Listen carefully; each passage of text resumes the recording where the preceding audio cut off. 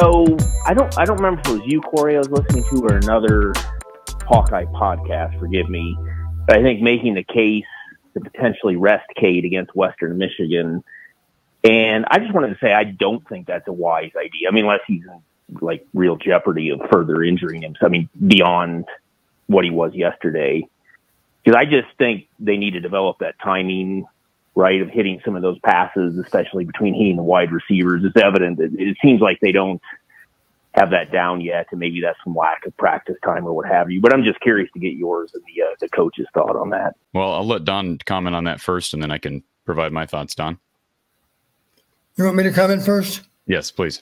We had a discussion, Corey, as you know, today about that, you and I. And it really is worth considering, I think. The problem we have, we don't have all the facts. We don't know exactly to what extent the injury is. We don't know, as an example, if 8 days of nothing but rest would make much of a difference or not. Those are questions for the medical experts, of course. But I made the comment to you today, Corey, and I'll share it with the listeners now. I did mention that's something that's very definitely worth considering. And the reason I say that, the problem with saying, well, why don't we ease him along this next week and make a game time decision as to whether or not he can play?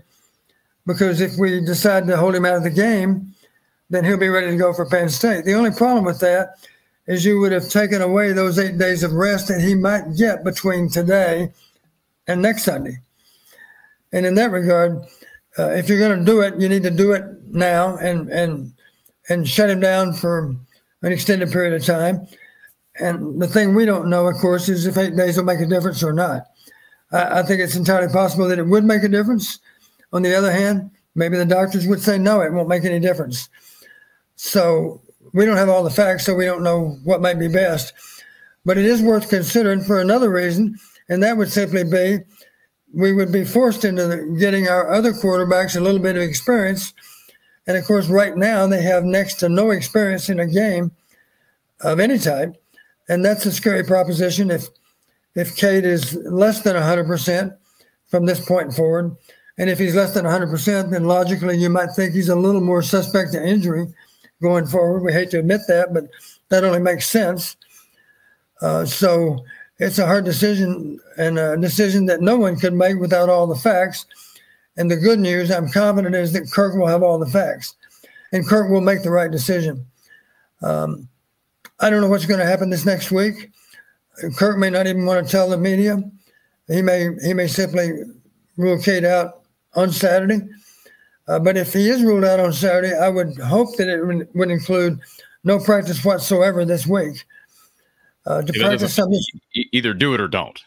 Either do it or don't. Yeah, exactly. To work him out during the week and hold him out on Saturday, that's not much benefit. Doesn't make any sense. Logically, he does need to practice the week that we play Penn State. So the only way to guarantee getting him rest would be to rest him over these next 8 days. Now, to Robert's point, and I've heard other people, Robert's not the only one who brought this up, but the fear from some people, including Robert, is that, you know, Cade missed time in the latter part of fall camp. Seth missed time during spring ball. Caleb Brown wasn't here during spring ball. Right. We don't want to just shut Cade down. He needs to gain rhythm and chemistry and camaraderie with these guys in the football field. My feeling on that, and I'm no former quarterback, you coach quarterbacks, so you'd be able to tell us better, Don, but my feeling on that is, yes, I agree, he needs it, but I think he's hampered right now. And I would rather a healthy Cade. If we think that shutting him down for 8 to 10 days is going to get him healthy, and that quad's going to be almost 100% by the time we hit Penn State, I'm doing that, and I'll take the steps involved in gaining chemistry throughout the rest of the Big Ten season, even though there may be some hurdles there. There may be some mounds to cross over. I'll take that if I have a healthy Cade. What I don't want is, okay, I got the chemistry, but Cade is so limited that we can't get him up under center. We can't roll him out. We can't use a quarterback sneak. He can't scramble when necessary. That's what I don't want. So that's what I would prioritize. Let's not forget another argument for giving him recovery and allowing him to be 100%, even though he missed Western Michigan, would be he would be less susceptible to injury against Penn State. That's another argument for shutting him down for a few days. It's hard to know. We don't have all the facts, so there's no way to know what might be best. But it is interesting to consider all the facts in making that decision. I'm sure Kirk will consider all the facts. And Coach, Kirk, does he override even? Cade obviously wants to play, right? But he'll ultimately make that decision regardless of what Cade wants to do, I assume. Yeah. Cade is not the head coach, so he'll need to live with Kirk's decision, whatever it might be. Erica, I think we should put in Labus and Deacon for the next game with the caveat that if they both play poorly, Cade is suited up and can be put in if needed. Yeah, I mean, he's going to be suited up. But he'll be suited up if he doesn't play, right, Don? Yeah, I would think so. I made the comment yesterday on the show that I would probably feel more, as of right now, I'd feel more comfortable with Joe Labus because we've seen him in a game and start an entire game.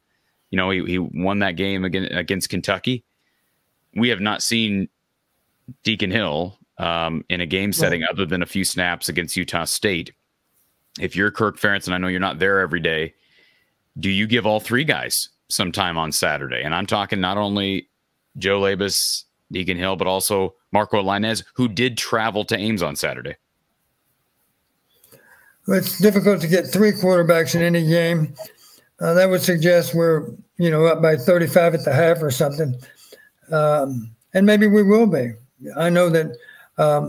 Help me out here, Corey. What was the score against Syracuse? I'm not sure, but I know it was one-sided. I think it was 48-7. 48-7? 48-7. Well, let's hope that we have the mindset that we're going to start fast. We're going to remove any doubt about who's going to win the game in the first half, and then that'll give us a chance to maybe clear the bench by the time the game's over.